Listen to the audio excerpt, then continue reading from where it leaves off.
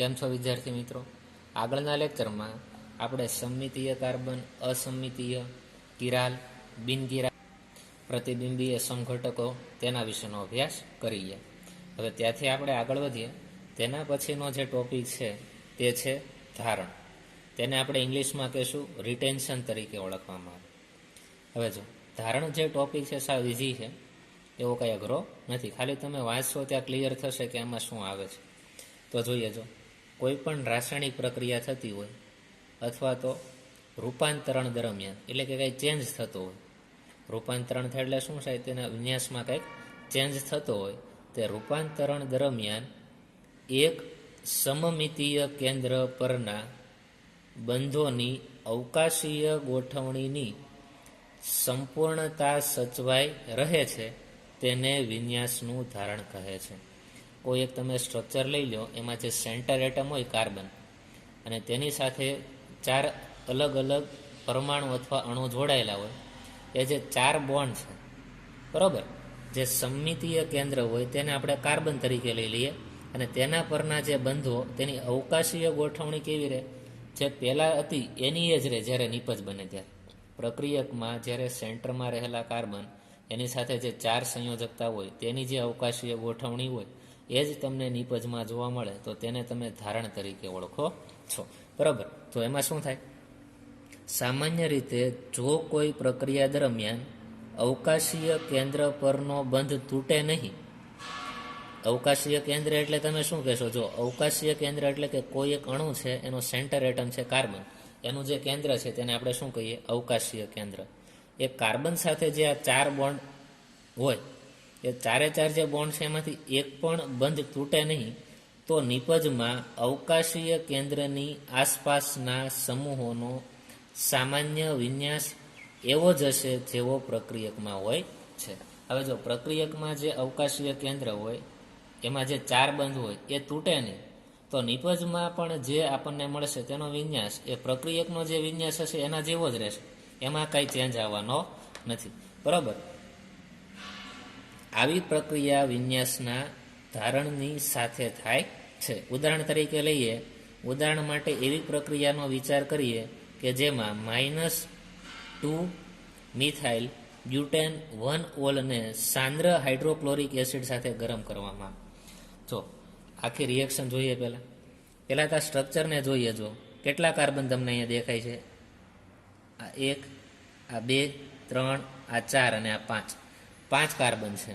તો આનું તમે નામકરણ કરશો એટલે પહેલાં શું કરશો, લાંબી શૃંખલા નક્કી કરશો, અને ક્રિયાશીલ સમૂહને ઓછામાં ઓછો ક્રમ મળે એ સાઈડથી તમે શૃંખલાને નક્કી કરવાનો પ્રયત્ન કરશો.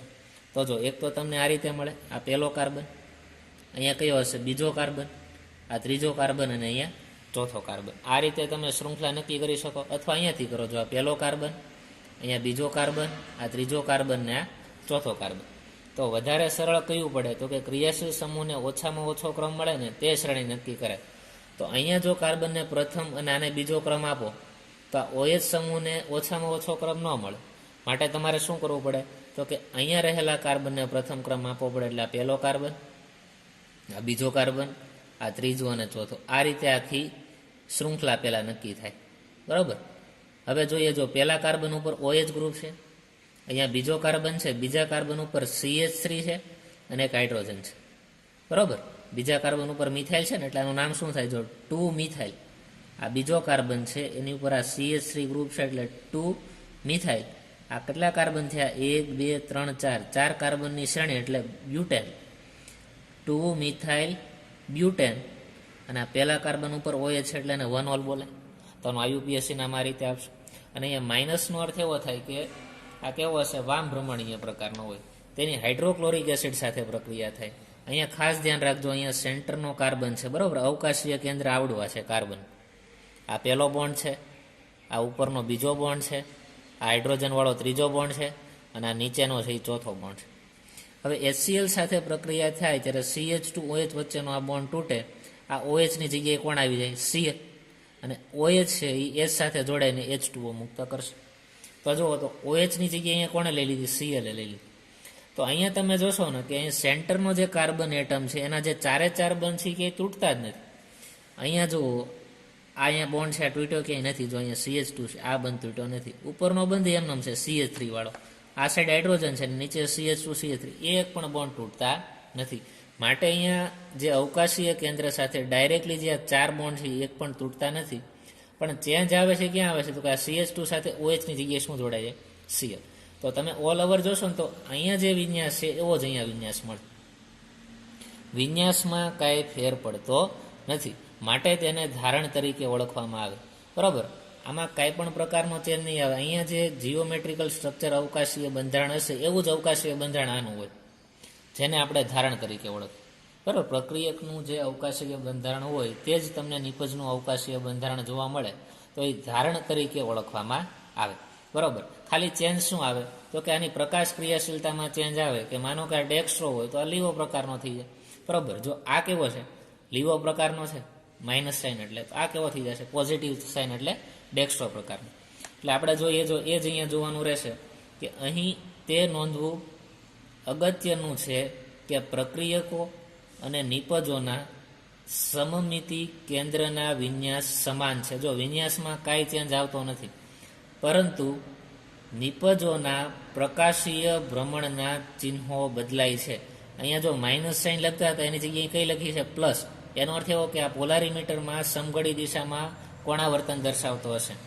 આમ થવાનું કારણ અસમમિતીય કેન્દ્ર પર સમાન વિન્યાસ ધરાવતા બે જુદા જુદા સંયોજનો જુદું જુદું પ્રકાશીય ભ્રમણ દર્શાવે છે. બરાબર, અહીંયા પ્રકાશીય ભ્રમણમાં ચેન્જ આવશે, બીજો કંઈ ચેન્જ આવતો નથી. જે પૈકીનું એક કેવું થઈ જશે? દક્ષિણ ભ્રમણીય, માટે તેને આપણે પ્લસ ચિહ્ન દ્વારા દર્શાવશું. જ્યારે બીજું કેવું હશે? તો કે વામ ભ્રમણીય, તેને આપણે માઇનસ ચિહ્ન દ્વારા દર્શાવીએ છીએ. તો આ પોઈન્ટમાં તમને શું ખબર પડે? જો ધારણામાં શું હોય કે આપણો જે પ્રક્રિયક હોય એમાં જે અવકાશીય કેન્દ્ર હોય તેની સાથે જે 4 બોન્ડ હોય એ કોઈ દિવસ તૂટવાના નથી. બરાબર, એ બોન્ડ અહીંયા તૂટતા નથી.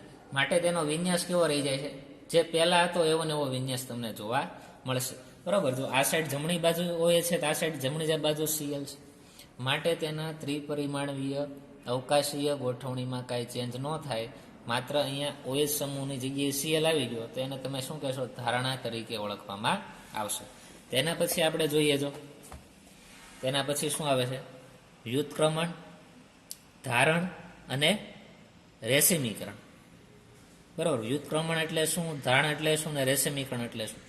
તમને આ આકૃતિ દ્વારા ન સમજાય તો આપણે બીજી આકૃતિ દ્વારા સમજવાનો પ્રયત્ન કરીએ કે વ્યુત્ક્રમણ કઈ રીતે થાય, ધારણ કઈ રીતે થાય અને રેશમીકરણ કઈ રીતે થશે. જો આપણે બીજી રીતે દોરવાનો પ્રયત્ન કરીએ, વ્યુત્ક્રમણ, ધારણા અને રેશમીકરણ.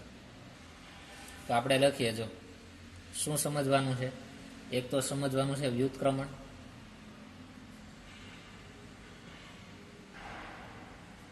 બીજું શું સમજશું? ધારણ, અને ત્રીજું શું સમજવાનું છે? રેશમીકરણ. એક બંધારણ દ્વારા આપણે 3 બાબતો વિશેનો ખ્યાલ મેળવી લઈએ. માનો કે અહીં એક કાર્બન છે, અસમિતીય કાર્બન છે અથવા તો કિરાલ કાર્બન છે. કેવો કહીએ આપણે એને? Chiral carbon. તેની એક વેલેન્સી અહીંયા આપણે દર્શાવીએ છીએ. સમતલમાં છે ને હું આ સીધી લાઈન દ્વારા દર્શાવશું. અહીંયા OH સમૂહ છે. બરાબર, બીજું આપણે અહીંયા દર્શાવીએ, જો આ રીતે. આ ક્યાં હશે? તો કે કાર્બનની પાછળ. અને આ ક્યાં જોવા મળશે? તો કે કાર્બનની આગળ જોવા મળશે. બરાબર, અને આ કાર્બન કેવો લેવાનો છે? કિરાલ કાર્બન છે. એનો અર્થ એવો કે અહીંયા કંઈક A આપણે મૂકી દઈએ, અહીંયા આપણે B મૂકી દઈએ, અહીંયા આપણે શું મૂકી દઈએ? C, અને એક અહીંયા OH તો જોડેલો છે. તો કાર્બનની 4 સંયોજકતા એ અલગ અલગ પરમાણુ અથવા સમૂહો દ્વારા જોડાયેલી છે. બરાબર, માટે અહીંયા રહેલો કાર્બન છે કેવો થઈ ગયો? Chiral carbon. અને સાથે સાથે આપણે એમ પણ કહી શકાય કે આ પ્રકાશ ક્રિયાશીલ છે. હવે આપણે જ્યારે આની કોઈ એક કેન્દ્ર અનુરાગી પ્રક્રિયક સાથે પ્રક્રિયા કરાવીએ, કોની સાથે? કેન્દ્ર અનુરાગી પ્રક્રિયક સાથે પ્રક્રિયા કરાવીએ, શું થાય? 2 પોસિબિલિટી થાય. જો આના વિન્યાસમાં કાંઈ ચેન્જ ન આવતો હોય, બરાબર, જે આવું સ્ટ્રક્ચર છે એવું જ સ્ટ્રક્ચર અહીંયા તમને જોવા મળે, તો એને આપણે શેના તરીકે ઓળખીએ છીએ? ધારણ તરીકે ઓળખીએ છીએ. તો અહીંયા શું થાય? તો કે OH સમૂહ છે પણ એક કેન્દ્ર અનુરાગી પ્રક્રિયક છે. તો OH સમૂહનું સ્થાન એ આ બીજો કેન્દ્ર અનુરાગી પ્રક્રિયક લઈ લે.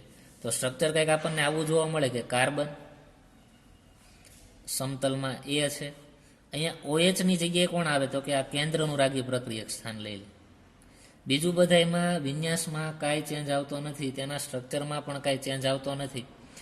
આ બી હશે એ આ સમતલની પાછળ હશે, અને આ જે સી છે એ સમતલની ક્યાં જોવા મળશે તો કે આગળ હોય. બરાબર. આ રીતની જે ઘટના થાય કે કાર્બનની 4 સંયોજકતા, બરાબર, એમાં આ જે કેન્દ્ર અનુરાગી પ્રક્રિયક છે આ OHનું સ્થાન લઈ લે, પણ બંનેના તમે જો વિન્યાસ જુઓ કે તેની અવકાશીય ગોઠવણી જો બેની સરખી છે, જો અવકાશીય ગોઠવણીમાં આમાં કાંઈ ચેન્જ આવતો નથી, તો આ ઘટનાને આપણે ધારણ તરીકે ઓળખીએ છીએ. શું કહેવાય? ધારણ તરીકે ઓળખીએ છીએ. આ ક્લિયર થયું પહેલાં? હવે આપણે વાત કરીએ વ્યુત્ક્રમણ. વ્યુત્ક્રમણમાં શું થશે? પાછી આ જે આપણો મેન પ્રક્રિયક છે, બરાબર, આ જે આપણો પ્રક્રિયક છે મેન, એની પાછી કેન્દ્ર અનુરાગી પ્રક્રિયક સાથે આપણે પ્રક્રિયા કરાવીએ તો શું થાય? માનો કે આ કેન્દ્ર અનુરાગી પ્રક્રિયક એ આ બાજુથી એટેક કરે છે, બરાબર, તો અહીંયાથી OH બહાર નીકળી જશે ને, અને આ સાઈડથી આ એટેક થશે. તો અહીંયા જે આ 3 બોન્ડ રહેલા છે એ આપણે ઊંધી છત્રી જેવો આકાર થઈ જાય કે ડાબી બાજુ હતા બોન્ડ કેવા વયા જશે બધાય જમણી બાજુ. તો આ રીતનું કંઈક સ્ટ્રક્ચર જોવા મળશે. કાર્બન આ એમાં તો કાંઈ ચેન્જ આવવાનું નથી કેમ કે સમતલમાં જ છે એ, બરાબર. અહીંયા શું ચેન્જ આવશે? જો આ જે બોન્ડ હશે આ એ હવે જમણી બાજુ આપણને દેખાશે, બરાબર, અથવા તો તેની મિરર ઇમેજ જેવી હોય ને એવું તમને દેખાશે. તો આ બોન્ડ હશે આ સાઈડ વી આવશે, બરાબર. આ બોન્ડ તમને ક્યાં જોવા મળશે? આ રીતે સી.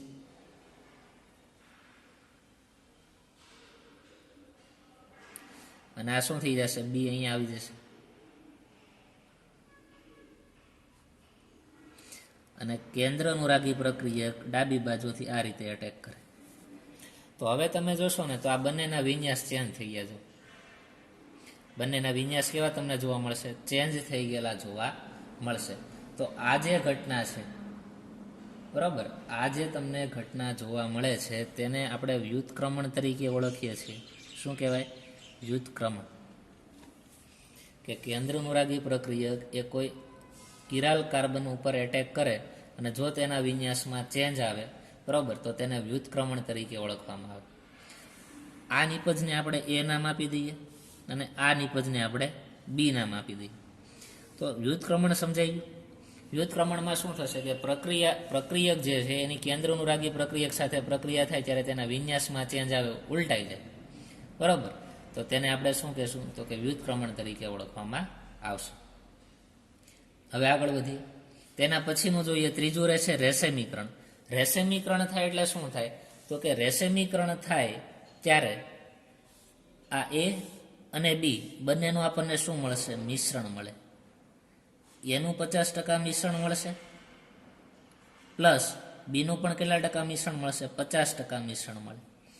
અને તમે આ જોશો એ અને બીની વાત કરીએ તો બંને છે એ શું કરે તો કે કોણાવર્તન કાંઈ દર્શાવવાના જ નથી. એની પાછળનું કારણ શું? જો એ છે સમઘડી દિશામાં કોણાવર્તન દર્શાવતો હોય તો બી છે કેવો દર્શાવે?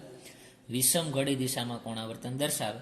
એટલે ઓલ ઓવર તેનું કોણાવર્તન તો કેવું થઈ જવાનું છે? 0 થવાનું. ઓલ ઓવર તેનું કોણાવર્તન શું થઈ જાય? 0. માટે અહીંયા એક પણ પ્રકારનો વિન્યાસ એટલે કોણાવર્તન પ્લસ માઇનસની સાઇન લખવી હોય તો તમે DL 2 લખવા પડશે, બરાબર, અથવા તો આપણે નામની આગળ પ્લસ માઇનસ બંને તમારે દર્શાવવા પડે. આ આખી જે પ્રોસેસ છે તેને રેસેમીકરણ તરીકે ઓળખવામાં આવે. શું કહેવાય? રેસેમીકરણ તરીકે ઓળખવામાં આવે, કે જેમાં એ અને બી બંને વિન્યાસનું શું હોય? મિશ્રણ હોય. અને બંને છે એક વામ ભ્રમણીય અને એક દક્ષિણ ભ્રમણીય હોવાના કારણે બંને એકબીજાનો વિરોધ કરે અને ઓલ ઓવર 0 થઈ. એટલે જ્યારે એ અને બીના મિશ્રણને પોલારીમીટર ટ્યુબની અંદર તમે મિક્સ કરીને નાખશો ત્યારે તેમાં એક પણ પ્રકારનું તમને કોણાવર્તન જોવા મળતું નથી. માટે તેને આપણે રેસેમિક મિશ્રણ તરીકે ઓળખીએ છીએ. તો આ 3 બાબત તમે આ એક રિએક્શનની મદદથી સમજી શકશો. ત્યાંથી આપણે આગળ વધીએ.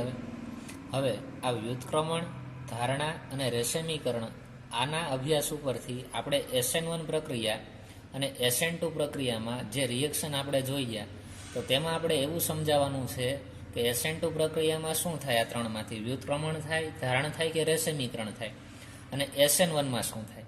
તો બંનેની ક્રિયાવિધિ સમજવાનો આપણે પ્રયત્ન કરીએ. જો પહેલું આપણે જોશું SN2 પ્રક્રિયા. તમે આગળ બધા ભણી ગયા છો SN2 પ્રક્રિયા.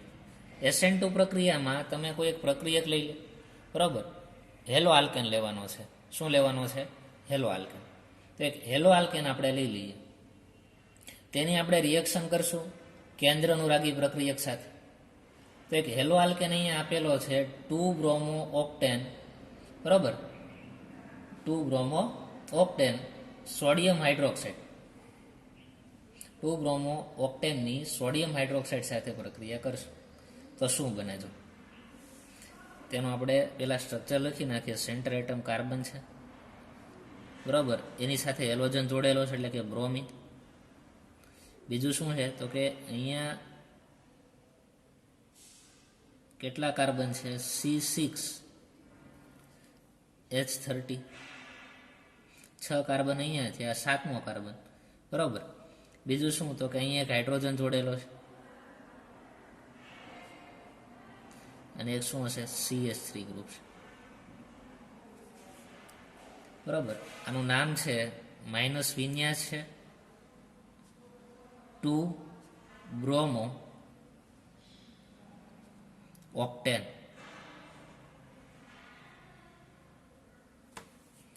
બરાબર. આ શું લીધેલો છે? 2 બ્રોમો ઓક્ટેન.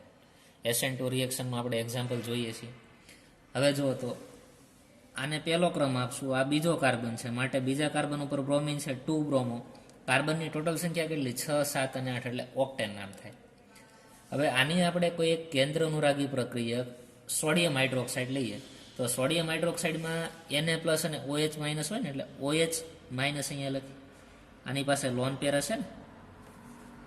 હવે SN2 રિએક્શનમાં શું થાય છે તમને ખ્યાલ છે? જો SN2 રિએક્શન દરમિયાન આ કાર્બન અને અહીંયા જે હેલોજન છે એનો બોન્ડ છે એ ધ્રુવીય હોય, માટે કાર્બન ઉપર પોઝિટિવ ચાર્જ આવવાનો છે અને બ્રોમિન ઉપર કેવો ચાર્જ આવવાનો છે? Negative charge.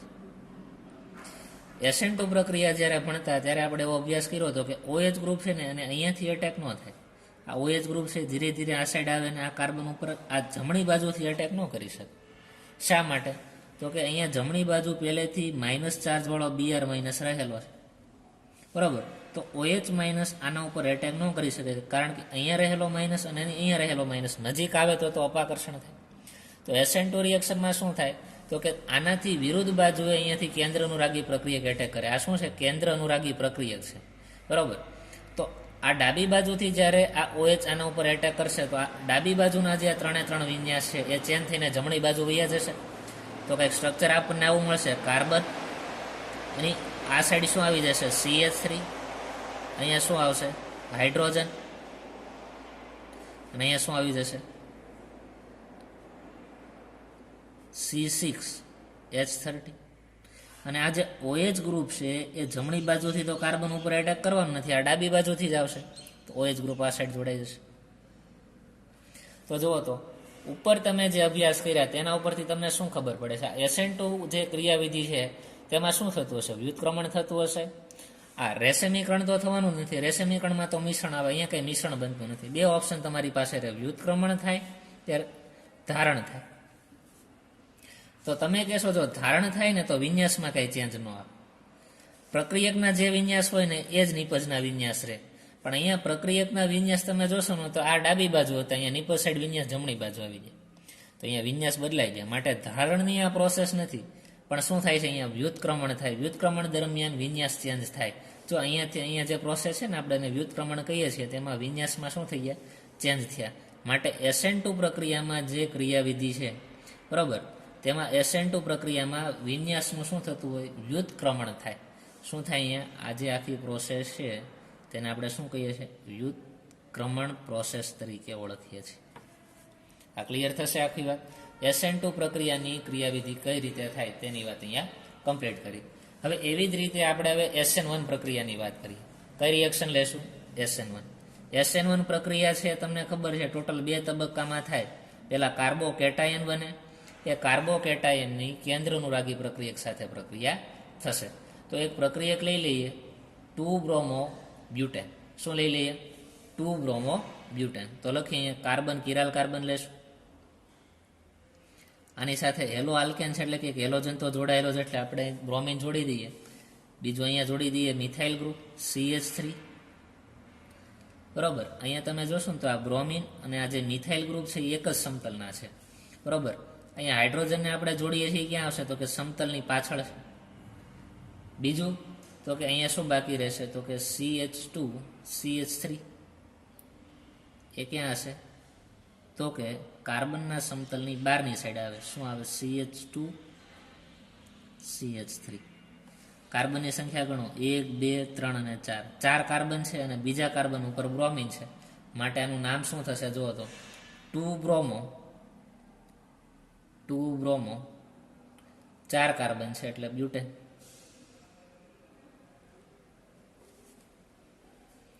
હવે આનું શું કરીએ આપણે? પહેલા તો કાર્બોકેટાયનમાં રૂપાંતર કરીએ. કેમાં રૂપાંતર કરીએ? કાર્બોકેટાયન. યોગ્ય પ્રોટિક એસિડ લઈએ, બરોબર. તેના દ્વારા અહીંયા વિષમ વિભાજન થાય ને આખો બોન્ડ ટ્રાન્સફર થઈને બ્રોમિન ઉપર આવી જાય એટલે બ્રોમિન માઇનસ ચાર્જ વાળો થઈ જશે અને કાર્બન કાર્બોકેટાયન સ્વરૂપ એટલે પ્લસ વાળો થશે. અહીંયાથી Br માઇનસ છૂટો પડશે તો નિપજ કંઈક આપણને આવી મળશે, કાર્બન. બરોબર. હવે તમે જોશો ને તો આ કાર્બન છે એનું સંકણ હતું sp3. હવે આખો બોન્ડ ટ્રાન્સફર થઈને અહીંયા આવી ગયો એટલે ટોટલ હવે 3 બોન્ડ જ વધ્યા ને. તો અહીંયા જે સંકરણ થશે sp3 ની જગ્યાએ કેવું થઈ જશે? તો કે sp2 પ્રકારનું આપણને સંકરણ જોવા મળશે. બરોબર. sp2 સંકરણ થાય એનો અર્થ એવો થાય કે તેનો આકાર થઈ જાય સમતલીય ત્રિકોણ. કેવો આકાર થઈ જશે? સમતલીય ત્રિકોણ. તો મિથાઇલ ગ્રુપને આપણે ઉપર દર્શાવી એક જ સમતલમાં હશે આ રીતે. બરોબર. બીજું શું આવશે? તો કે એક આવશે CH2 CH3, એને પણ આપણે દર્શાવી દઈએ. અહીંયા આપણે લખી નાખીએ CH2 CH3 અને ત્રીજું શું છે? હાઇડ્રોજન. બરોબર. તો આ રીતના કંઈક આપણને જોવા મળશે ને આની પર કેવો ચાર્જ આવશે? Positive charge. આ શું બની ગયો? કાર્બોકેટાયન બન્યું કે જેમાં આ કાર્બનનું સંકણ sp2 હોવાથી આ ત્રિકોણીય પ્રકારનો આકાર ધરાવે છે અને સમતલીય ત્રિકોણ હોય એટલે 3 બોન્ડ હોય એક જ સમતલમાં હોય અને પ્રક્રિયા દરમિયાન શું છૂટું પડશે? તો કે Br માઇનસ છૂટું પડે. એટલું ક્લિયર થયું? હવે આ જે કાર્બોકેટાયન બન્યું, કાર્બોકેટાયન, આ કાર્બોકેટાયન સાથે કેન્દ્રનુરાગી પ્રક્રિયા કરશે અને જોડાશે. બરોબર. કેન્દ્રનુરાગી પ્રક્રિયા કરીને જોડાય. આ કાર્બનનું સંકણ કેવું છે? sp2 એટલે એક p કક્ષક જ આમાં ખાલી છે ને. બરોબર. અને આ 3 સંયોજકતા છે એક જ સમતલમાં છે એમ આપણે દર્શાવેલું છે. તો જો આમાં 2 પોસિબિલિટી થાય, કઈ રીતે થઈ શકે એ જોઈએ. આ સ્ટ્રક્ચરને આપણે બીજી રીતે લખવું હોય તો કઈ રીતે લખી શકાય? તો કે સેન્ટરમાં આપણે પહેલા કાર્બન મૂકીએ. શું મૂકીએ? કાર્બન. અને sp2 સંકણ હોવાના કારણે તેનો આકાર કેવો છે? તો કે સમતલીય ત્રિકોણ પ્રકારનો આકાર છે. તો આપણે અહીંયા ત્રિકોણ બનાવી દઈએ. કેવા પ્રકારનો આકાર છે? સમતલીય ત્રિકોણ પ્રકારનો આકાર છે.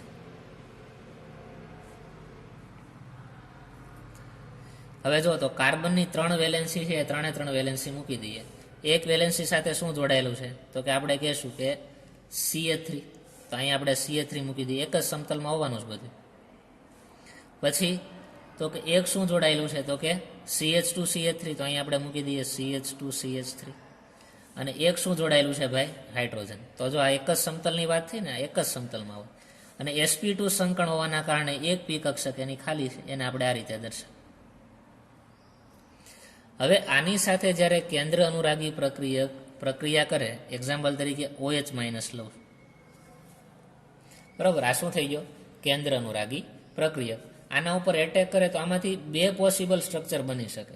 એક પોસિબલ સ્ટ્રક્ચર એવું છે કે OH ગ્રુપ છે એ અહીંયા જમણી બાજુથી એટેક કરે આ સાઈડ, અને બીજું સ્ટ્રક્ચર આવે OH ગ્રુપ છે આ રીતે ડાબી બાજુથી એટેક કરે. તો શું થાય?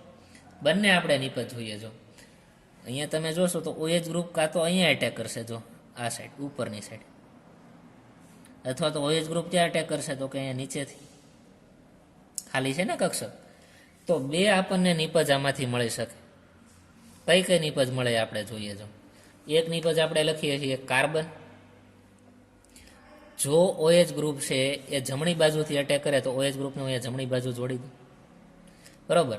તો આ ત્રણ વિન્યાસી ડાબી બાજુ આવશે, તો આપણે લખીએ અહીંયા શું આવશે, મિથાઇલ ગ્રુપ. બીજું આપણે અહીંયા શું લખતા હતા, તો કે હાઇડ્રોજન. ને ત્રીજો અહીંયા શું આવશે, તો કે ત્રીજું આવશે CH2CH3. એક સ્ટ્રક્ચર આપણને આવું મળશે. બીજું સ્ટ્રક્ચર આનાથી વિરુદ્ધ મળે કે કાર્બન OH ગ્રુપ તમે જમણી બાજુથી અટેક કરાવો છો, હવે ડાબી બાજુથી OH જોડો એટલે OH ગ્રુપ આ સાઈડ આવી જશે. હવે વિન્યાસ બધાથી જમણી બાજુ વયા જાય તો અહીંયા શું આવી જશે, જુઓ તો CH3, અહીંયા શું આવશે હાઇડ્રોજન, અને અહીંયા શું આવશે તો કે CH2CH3. તો આ SN1 પ્રક્રિયામાં મળેલો કાર્બોકેટાઇન હોય તેની કેન્દ્ર અનુરાગી પ્રક્રિયક સાથે પ્રક્રિયા કરો તો તમને એક આ નિપજ પણ મળી શકે અને એક આ નિપજ પણ મળી શકે. એના આધારે કહી શકો કે તમે પોલારીમીટરના સાધનમાં મૂકો, બરાબર, તો એક દક્ષિણ ભ્રમણીય હોય અને એક કેવું હોય, વામ ભ્રમણીય હોય. આ જે બીજું સ્ટ્રક્ચર છે એ પોલારીમીટરના સાધનમાં ધ્રુવીભૂત પ્રકાશનું જમણી બાજુ કોણાવર્તન કરે એટલે કેવો થઈ જશે, પ્લસ પ્રકારનો થશે. અને તેનું નામ શું છે ભાઈ, બ્યુટેન 2 બોલાય. શું બોલાય, બ્યુટેન 2. કારણ કે જો આ પહેલો કાર્બન અને બીજા કાર્બન ઉપર OH છે ને એટલે 2 આવશે ને કાર્બનની સંખ્યા કેટલી, 1 2 3 અને 4 માટે બ્યુટેન. આ એના વિરુદ્ધનું થઈ જશે, આ શું આવશે, માઇનસ બ્યુટેન 2. બરાબર. તો આ રીતના તમને SN1 અને SN2 પ્રક્રિયામાં ક્રિયાવિધિ જોવા મળશે. અહીંયા તમે શું કહેશો, ચાલો એ આપણે જોઈએ. વ્યુત્ક્રમણ થાય, ધારણ થાય કે રેસેમીકરણ થાય. તો SN2 રિએક્શનનો જ્યારે આપણે અભ્યાસ કરતા હતા ત્યારે આપણે એમ બોલતા હતા કે અહીંયા તમે વિન્યાસમાં ચેન્જ કરો છો, ડાબી બાજુના બોન્ડ બધે જમણી બાજુ વયા જતા હતા, માટે તેમાં વ્યુત્ક્રમણ થતું હતું, વિન્યાસ બદલાતા હતા, બરાબર. પણ અહીંયા તો તમને બંનેનું મિશ્રણ મળે છે ને, એક પ્લસ વાળું મળે છે ને એક માઇનસ વાળું. તો ઓલ ઓવર તમે જોવા જાવ ને તો આ આખી પ્રોસેસ છે તેમાં શું થતું હોય તો કે SN1 પ્રક્રિયામાં રેસેમીકરણની પ્રોસેસ થાય. શું થાય, રેસેમીકરણ. 50% છે આ પ્લસ વાળું મળશે અને બીજું 50% માઇનસ વાળું વિન્યાસ મળશે, બરાબર. તો આના આધારે આપણે શું સમજાવી શકાય કે આ બંને છે, આ બંનેનું મિશ્રણ જ્યારે તમે પોલારીમીટરના ટ્યુબમાં મૂકો છો ત્યારે ધ્રુવીભૂત પ્રકાશનું એક પણ જગ્યાએ કોણાવર્તન થવાનું નથી, બરાબર. એટલે આ આખી પ્રોસેસ છે તેમાં આપણને રેસેમીકરણનો અભ્યાસ SN1માં થાય છે એવું સાબિત થાય. જ્યારે SN2 પ્રક્રિયાની ક્રિયાવિધિ છે તેમાં તમે શું કહેશો તો કે વ્યુત્ક્રમણ થાય, જ્યારે SN1માં શું થાય, રેસેમીકરણનો અભ્યાસ થાય. તો ધારણ તો આવવાનું જ નથી, બરાબર. ધારણમાં તો શું આવે, કાંઈ વિન્યાસ બદલતા જ નથી. અહીંયા OH ગ્રુપ હોય એની જગ્યાએ ન્યુક્લિયોફિલિક જોડવાનો જ રહે. પણ અહીંયા એવું નથી થતું, જો OH ગ્રુપ તો આવે જ છે પણ તેના વિન્યાસી બદલી નાખે છે, બરાબર. માટે તેમાં રેસેમીકરણનો અભ્યાસ છે એવું આપણે કહી શકાય.